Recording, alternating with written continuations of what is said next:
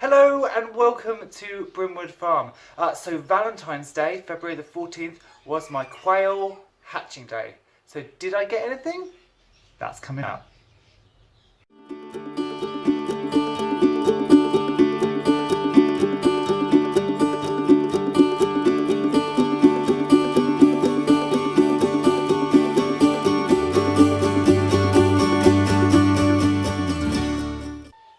So I am extremely happy to say that yes, I did get something. Now they didn't actually arrive on Valentine's Day. They started to pip on Valentine's Day and then they came out on the 15th. There's not quite as many as I would have liked, and I think we might lose one that didn't quite get out of the shell. But I'm going to show you those little gorgeous little chicks. We're going to transfer them to the brooder, and then we're going to do an egg-topsy. Now the egg-topsy is going to be at the end of the video. So if you're a bit squeamish, or you don't really want to see possibly baby quail embryos, then I'll give you fair warning and you can skip that part of the video. I'm hoping that most of the eggs will be clear rather than have babies in, because I hate it when babies have started to develop and they haven't come out. But let's go and look at the lovely little day-old quails.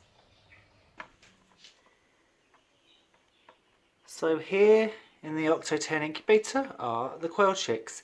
Now you can see there are loads of eggs, and this hatch was quite low, and that's probably because it's the beginning of the year, and although the boys have been doing a little bit of mating, they haven't done a massive job. There may also be some issues with dead in the shell, and that's why we are going to do the egg-topsies. There are 8 chicks in all, 7 are yellow, and 1 is this little striped brown one, so that's going to be more of the normal colour Coturnix Quail. The other ones will be white, possibly golden. There was a 9th chick. It's actually dead. It's down here. I helped it out of the egg this morning because it got stuck, but it didn't make it. Now normally, so these started to pip on Wednesday. It's now obviously Friday.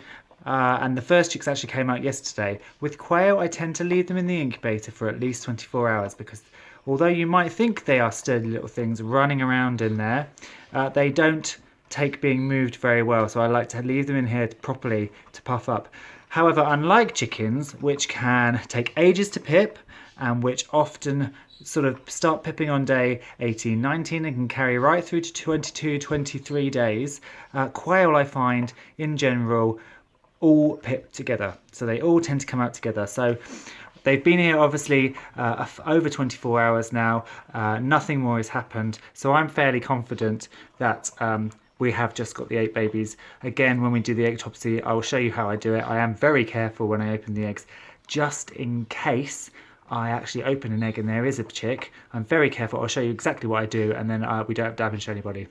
Now, these are so tiny, it's best not to carry them from the incubator to the brooder. So we will take the incubator to the brooder and pop them in and get them growing. So before we put the chicks in, I just want to give you a quick look at my quail brooder. Normally I have a red light. I don't actually have a red light at the moment. I've got this the white bulb and it's tinted, so it's not as bright. A red bulb is better, and tomorrow I will go out and get a red bulb. The bottom of my quail brooder is a mix of shavings, and these pellets, I've talked about them before, they're brilliant. They're a chopped up wood pellet. There you can see it better, and it's called Verdo, and it's actually a horse bedding. It's really concentrated shavings. When they get wet, they absorb tons and tons of moisture and they swell up, and it's very, very efficient stuff. You get a small bag, but it lasts a long time. We have little quail crumb, so this is chick crumb, and I've just put them literally in a saucer. This is a flower pot saucer. Quail don't want, they're so tiny, they don't want a big rimmed thing. They want something that's really nice and shallow that they can potter about and get into easily.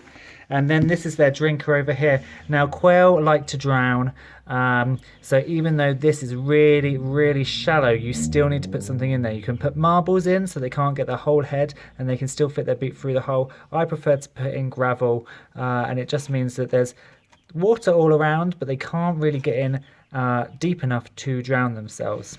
It is also very, very wise to put your brooder in a quiet corner.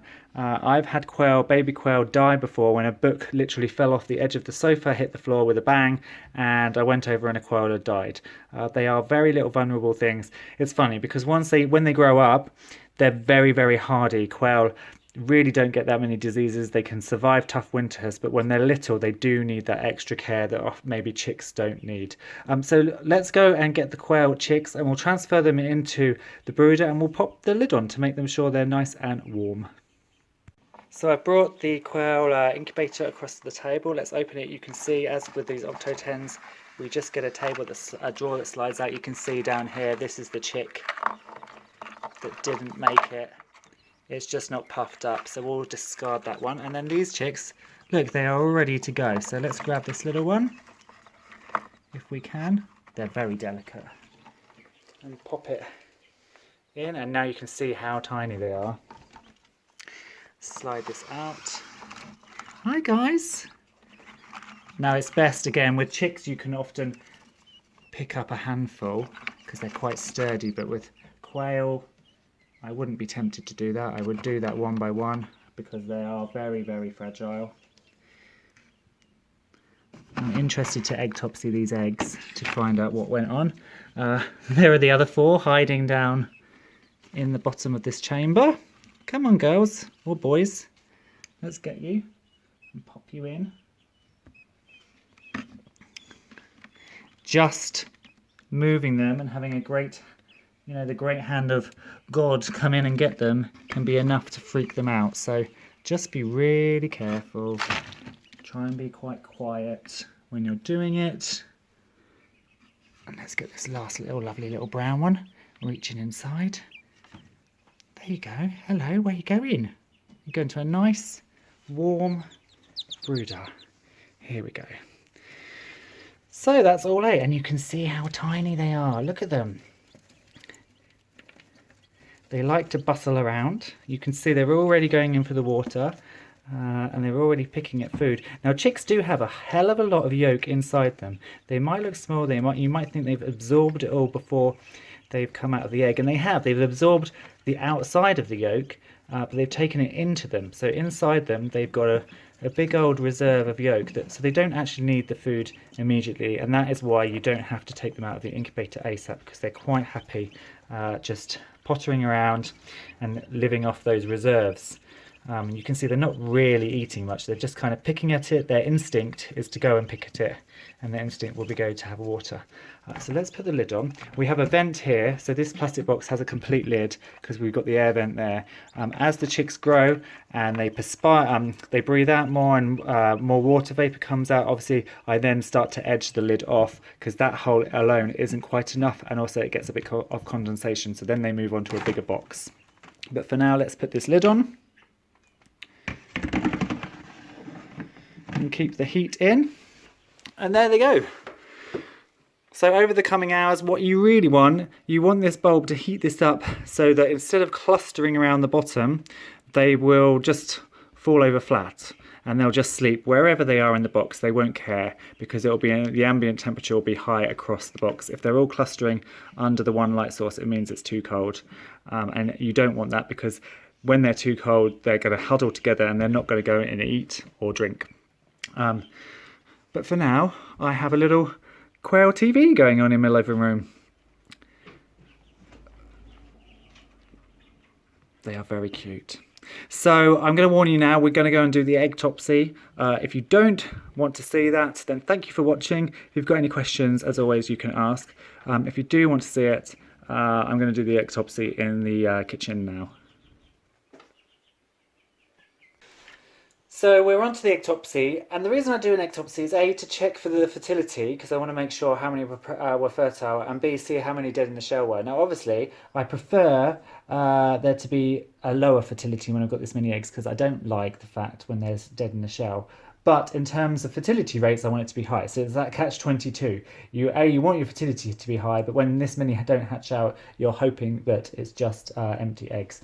So the first thing I do, take out all the spent eggs, the hatched eggs that our chicks have come out of. and they come out really funny. Look, they don't crack it open, they almost come out in a complete circle. And you can see here, complete circle, and then the inside. And again, this is exactly the same, look. So whereas chickens may kind of zigzag all the way around and completely break the egg open, these are really like little half eggs with the top inside. Again, another one. I find that quail eggs don't explode. They definitely don't explode the way I do it. So I take a pair of really sharp tweezers. These are actually dissection tweezers. And what you want to do is, especially if you're a bit worried there might still be chicks inside and chicks that are alive, your egg is obviously up this way. Your bottom of the chick is down here and your head would be around here somewhere, ready to pip. Now this one obviously hasn't pipped.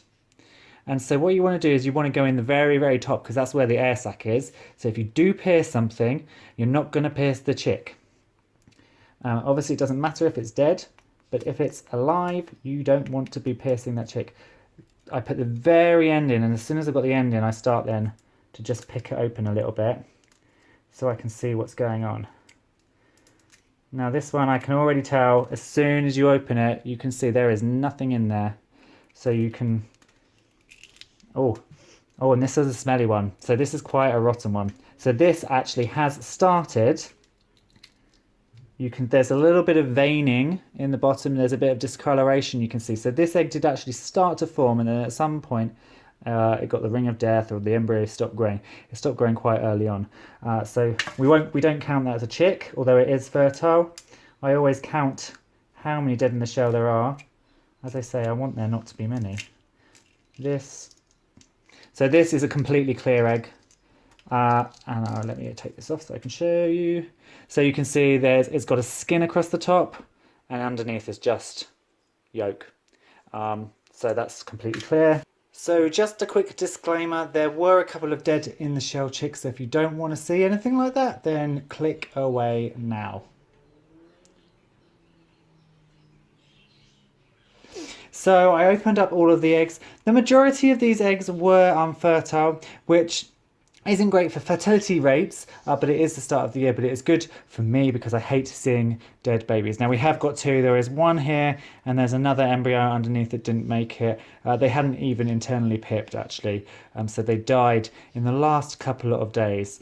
There were also about 4 or 5 that made it, maybe 10 days, and then died. And again, the fertility at this time of the year means that even though the eggs are fertile, sometimes they die earlier on. And actually to only have 2 dead in the shell out of a total of 27 eggs is not bad at all. Now you might think I'm kind of mean putting it in a plastic bag and not going and burying these little babies, but in the UK, quail are classed as livestock, and livestock cannot be buried in your garden or on your farm or in your small holding. They have to be disposed of properly. So these will be just put into a bag. They'll be double bagged and put into the dustbin as per kind of our council's guidelines. Obviously, if you have bigger animals, they're supposed to go to incineration plants and things like that. So I'm not feeling too bad. Just two dead in the shell chicks out of all of those eggs. 1 chick that didn't make it, but 8 very healthy chicks. So that is the Quaily update from here at Brimwood Farm. I hope those chicks continue to do really well, and I will give you updates on them, probably in the Small Holding Diaries, which is the diary account of life here on an Elmwood homestead. And now that incubator is empty, it's going to be going on, as is the second incubator, because we are almost in March, so we really need to get cracking in terms of chicken chicks. I will be doing another quail hatch. My silkies are still laying, so that toasted marshmallow line with Barry, I will be adding those into the incubator. The Danvers, you might be able to hear one of my Danvers crowing in the background.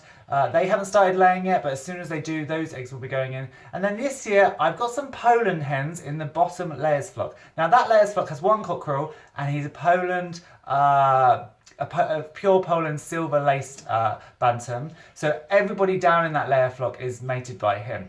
So I haven't got anywhere to separate the Poland hens out. So what we might do is a bit of a potluck. I know that the Polands lay a small white egg, but so does my Iam Samani, and so do a couple of the silky hybrids. So what I'll probably do is I'll just collect all of those eggs. When I've got about 20 of them, I'll shove them into the incubators and we'll see what we get. We'll mostly get Polands, but actually I don't mind if we have a Poland Iam Samani cross or a silky cross with a Poland as well, because it'll be quite interesting to see. So they'll be going on in the next few weeks. So thank you very much for viewing, and I hope you enjoyed those little quails. Hit the thumbs up if you've liked the video and subscribe. If you're over on Facebook, please come and join us. We're at Brimwood Farms Community Group, and I will see you again very soon. Bye.